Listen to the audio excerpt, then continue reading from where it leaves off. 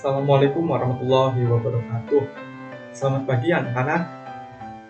Pada hari ini kita akan belajar materi akidah akhlak bab pertama, yaitu tentang bersihkan hati dengan memohon ampun.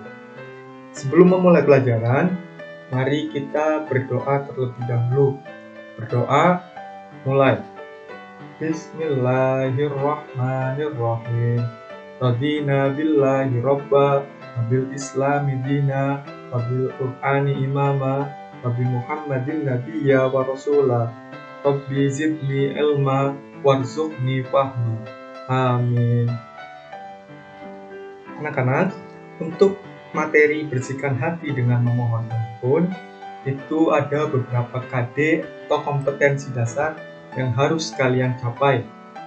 Untuk KD pertama, itu adalah menerima kebesaran Allah melalui istighfar.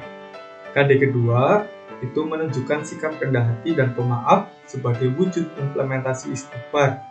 KD yang ketiga, itu adalah memahami makna dan ketentuan istighfar. Dan yang terakhir adalah mengkomunikasikan arti dan hikmah dari istighfar. Baik, masuk ke KD yang pertama, yaitu menerima kebesaran Allah Subhanahu wa Ta'ala melalui kalimat istighfar. Pertama, tentu kalian harus mengetahui dulu apa pengertian dari istighfar. Mungkin banyak dari kalian yang sudah mengetahui bunyi kalimat thayyibah istighfar, yaitu adalah Astaghfirullahaladzim. Coba ulangi. Astaghfirullahaladzim. Ya, itu adalah bunyi dari kalimat thayyibah istighfar. Astaghfirullahaladzim itu mempunyai makna aku memohon ampun kepada Allah Subhanahu wa Ta'ala yang Maha Agung. Sebagai manusia biasa yang merupakan tempatnya salah dan juga lupa, kalimat istighfar itu harus sering kita ucapkan dalam kehidupan kita sehari-hari. Manusia sebagai tempatnya salah dan lupa itu selalu butuh yang namanya ampunan dari Allah Subhanahu wa Ta'ala. Salah satu caranya untuk memohon ampun kepada Allah Subhanahu wa Ta'ala adalah dengan mengucapkan Astaghfirullahaladzim atau kalimat istighfar. Selain itu, istighfar saja itu belum cukup, tapi harus juga diiringi dengan menyesali dan juga berjanji tidak akan mengulangi lagi kesalahan yang telah dilakukan tersebut. Sebagai umat Islam, kita harus selalu membaca istighfar dimanapun dan kapanpun sebanyak-banyaknya.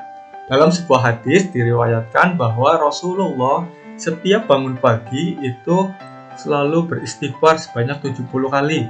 Ya, bahkan di dalam hadis yang lain dikatakan bahwa Rasulullah itu mengucapkan kalimat istighfar 100 kali setiap beliau bangun tidur. Padahal seperti yang kita ketahui bahwa Rasulullah itu adalah manusia maksum dan sudah dijamin oleh Allah Subhanahu wa Ta'ala akan masuk surga. Namun begitu, Rasulullah tetap beristighfar kepada Allah Subhanahu wa Ta'ala sebanyak itu setiap harinya. Nah, jika Rasulullah saja yang sudah dijamin masuk surga itu selalu memohon ampun kepada Allah Subhanahu wa Ta'ala, apalagi kita, ya kan? Sebagai manusia, tempatnya salah dan juga lupa, tentu kita harus lebih banyak lagi beristighfar atau memohon ampun kepada Allah Subhanahu wa Ta'ala agar kesalahan-kesalahan kita itu bisa diampuni oleh Allah.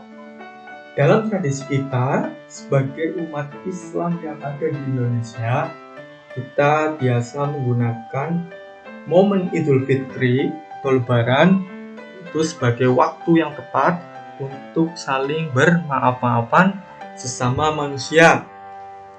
Hal tersebut memang harus dilakukan karena apabila kesalahan kita itu berhubungan dengan orang lain, misalnya kita sudah menyakiti hati orang lain, kita sudah berbuat jahat kepada orang lain, maka kita tidak cukup hanya dengan beristighfar untuk memohon ampunan, tetapi kita juga harus meminta maaf kepada orang tersebut, pada orang yang sudah kita jahati kepada orang yang sudah kita sakiti melalui perkataan kita. Nah, manusia memang tempatnya salah dan lupa. Setiap anak cucu Nabi Adam alaihissalam, maksudnya manusia, pasti pernah bersalah dan juga berdosa. Tetapi sebaik-baiknya orang yang bersalah dan berdosa adalah yang mau bertobat kepada Allah Subhanahu wa Ta'ala. Seperti yang Allah jelaskan dalam Quran Surat Al-Baqarah ayat 222 yang berbunyi, A'udzubillahi minasyaitonirrajim, Bismillahirrahmanirrahim. Innallaha yuhibbut tawwabina wa yuhibbul mutatahhirin. Yang artinya, sungguh Allah menyukai orang-orang yang bertobat dan menyukai orang yang menyucikan diri. Lalu bagaimana agar kita bisa menjadi manusia yang mudah atau gampang untuk meminta maaf?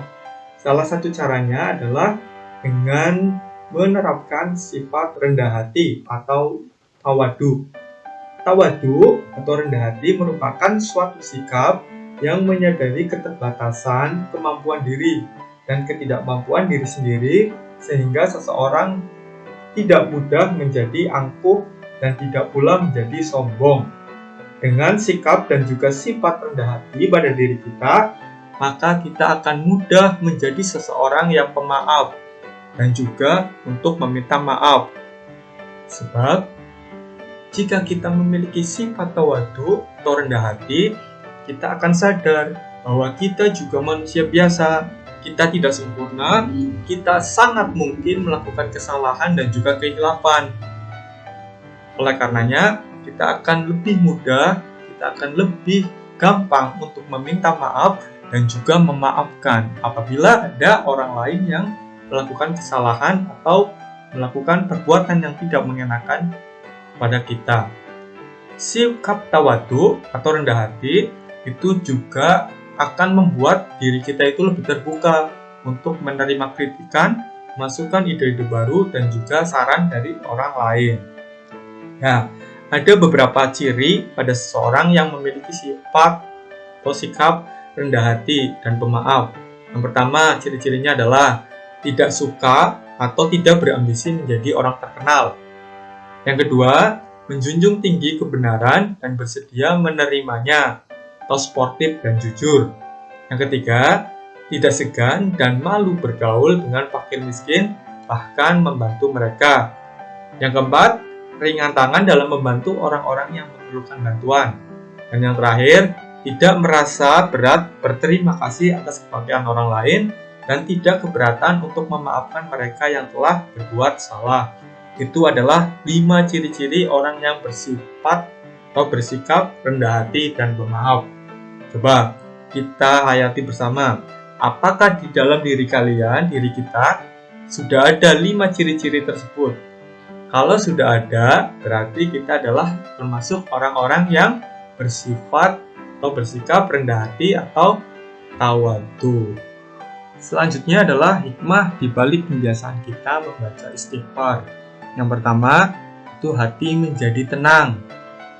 Ya, ketika kita memiliki kesalahan, kita memiliki kehilafan, atau kita melakukan perbuatan yang tidak benar atau tidak baik, itu hati kita tentu akan menjadi gelisah, menjadi khawatir, menjadi takut, ya kan? Makanya dengan istighfar itu akan membuat hati kita lebih tenang. Yang kedua adalah diampuni salah dan dosanya oleh Allah Subhanahu wa Ta'ala. Ya, kalimat astagfirullahaladzim sendiri itu kan mempunyai makna aku memohon ampun kepada Allah yang Maha Agung. Nah, dengan kita mengucapkan istighfar, itu maka akan diampuni dosa-dosanya oleh Allah Subhanahu wa Ta'ala. Tentu saja, istighfar itu juga harus diiringi dengan rasa penyesalan dan juga berjanji tidak akan mengulangi lagi kesalahan-kesalahan yang telah kita lakukan. Yang ketiga adalah diberikan kelapangan rezeki, dan yang keempat adalah selalu memiliki sikap rendah hati dan juga tidak sombong. Itu adalah 4 hikmah yang bisa kita dapatkan dari kita melakukan pembiasaan mengucapkan istighfar? Ya, itu adalah materi pertama akidah akhlak bab memohon ampun kepada Allah Subhanahu wa taala. Ingat, bunyi kalimat thayyibah istighfar adalah Astagfirullahaladzim, yang artinya aku memohon ampun kepada Allah yang Maha Agung.